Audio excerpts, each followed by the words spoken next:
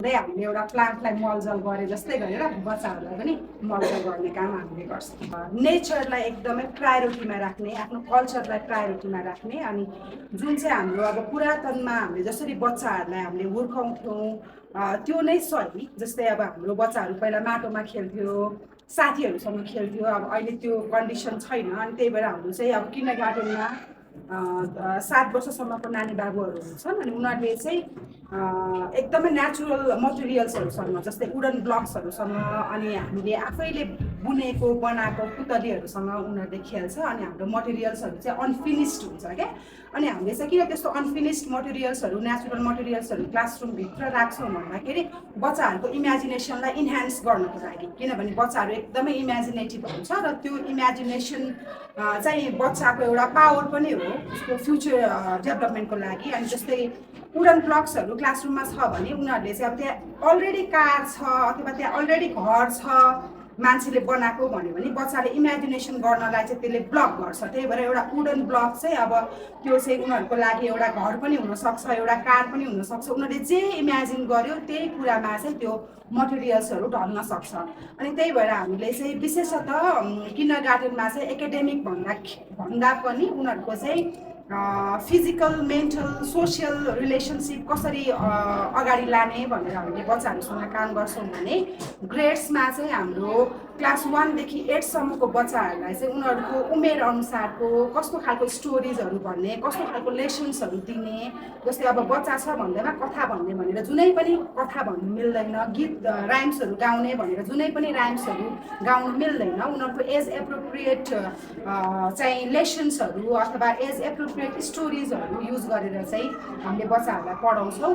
अनि मेन चाहिँ वालमा चाहिँ धेरै आर्ट्सहरू हामीले गराउँछौँ। जस्तै वाटर कलर पेन्टिङ भयो, फ्री ड्रइङहरू भयो। अनि ड्रइङहरू पनि गर्दाखेरि चाहिँ कस्तो भने जस्तै हामीले चाहिँ अरू स्कुलमा हेऱ्यो भने चाहिँ एउटा स्याउ बनाएर त्यो भित्र चाहिँ हामीले के गर्न दिन्छ भने कलर फिलअप गर भनेर दिन्छौँ होइन। हाम्रो जस्तो स्कुलमा चाहिँ उनीहरूले फ्रिली, जस्तै कुनै पनि बााउन्ड्री हुँदैन, जस्तै बच्चाहरूलाई चाहिँ बााउन्ड्रीमा कुनै पनि लिमिटेसनमा राख्नु मिल्दैन भन्ने खालको हाम्रो मान्यता छ। अनि जस्तै ह्यान्डवर्कमा हाम्रो निटिङ, क्रोसेटहरू गर्छ बच्चाहरूले। अनि जस्तै क्लास 3 को बच्चाहरूको लागि चाहिँ हामीले फार्मिङ भन्ने मेन लेसन पनि हुन्छ। त्यहाँ चाहिँ अब एग्रिकल्चर ब्याकग्राउन्डबाट हजुरहरू आउनुभएको भएर जस्तै माटोलाई कसरी प्रिपेयर गर्ने होइन, रतन सरले पनि हामीलाई एउटा प्रोजेक्टमा चाहिँ हेल्प गर्नुभएको थियो।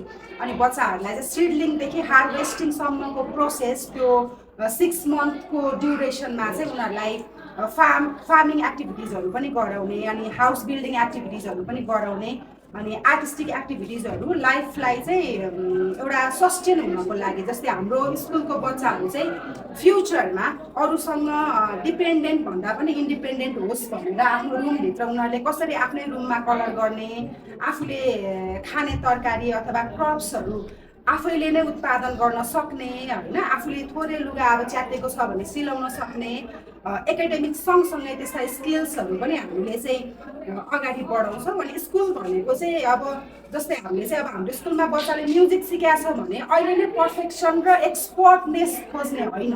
स्कुल इज द प्लेटफर्म होइन, where they can learn many things. जस्तै म्युजिक भयो, आर्ट्स भयो, विभिन्न कुराहरू भयो।